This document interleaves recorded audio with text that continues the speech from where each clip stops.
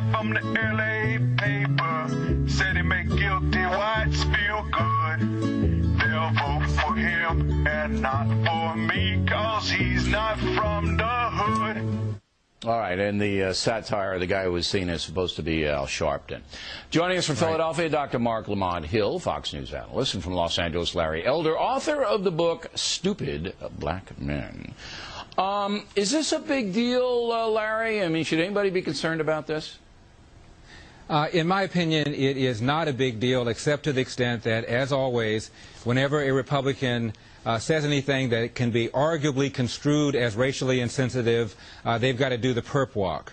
This song, as you pointed out, was really Al Sharpton being angry that Barack Obama is popular among whites. And so if anybody ought to be offended, really, it ought to be Al Sharpton. Whether or not it should have been sent out to other people is a whole different question, and I think it raises the double standard. When Republicans do something like this, we apologize. If you were a Republican, look, the Republican Party has problems, big problems right now.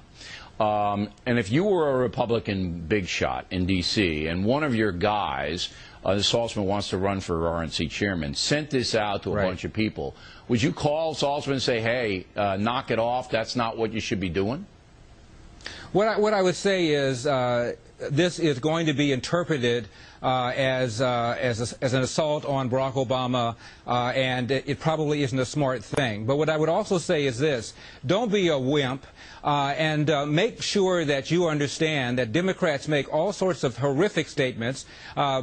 Charlie Rangel once said that George W. Bush was our Bull Connor. He, of course, was the Southern law enforcement guy who put on but you water hoses never and justify bad behavior by pointing to other bad behavior, as Dr. Hill knows, because he never does that. Now, is this a big deal to you, Dr. Hill? I mean, is this a big deal?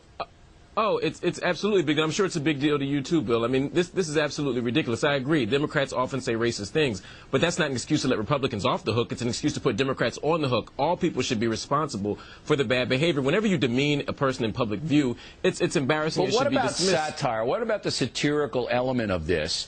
You know, Bill, I mean, we see Saturday Night Live, and we see a lot of stuff that what comes to mind is the blind stuff with Governor Patterson. Remember that they played a couple of weeks ago? So where does satire, where does the line have to be drawn?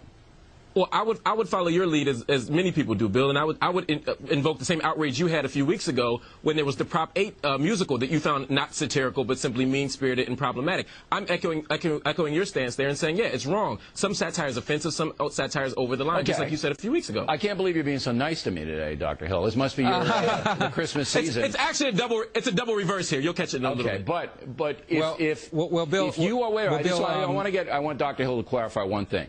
What's mean-spirited? What's mean-spirited about satirizing Al Sharpton's disenchantment that Barack Obama stole the spotlight? What is mean-spirited about that? Well, there's two things. One, when you actually listen to it, you see the way the person is use a sort of mocking version of African-American vernacular English, sort of mocking the way African-American people speak. And two, they've stripped it of all of that complexity. They've stripped it of the complexity of the song and of the LA Times article. This is not about racial complexity. This is about making fun of a president, making fun of black people, and it gives white people 48 hours to use the word Negro in full public view. That's what this is about, and that's why it's dangerous. What do you say to that, Larry? Well, I disagree with almost all of it. First of all, Barack Obama was asked about this parody when he was on a radio station, I believe in Detroit, that carries Rush Limbaugh's program. And Barack Obama said he hadn't heard it, but he had heard about it, and he expects to be made fun of. Moreover, he says that he occasionally listens to Rush Limbaugh and didn't take offense to this at all. But he always does that. LA Times, he has to say that. Yeah, he always does that. Obama always does that. That's the point of the song. Maybe that's the point of the song, Larry. May I finish? Maybe, just maybe, he means it.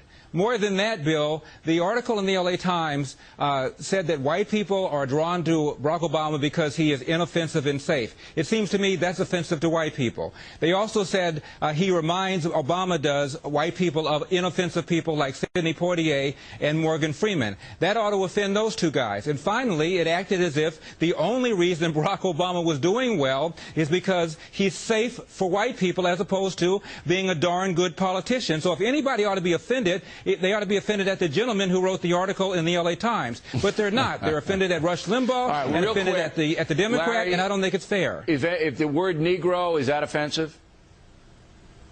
I thought that word had been retired 20 years ago along with the term right on. But again, it was a black writer in the LA Times who used the term Negro. But Dr. Hill, you think the word Negro is offensive?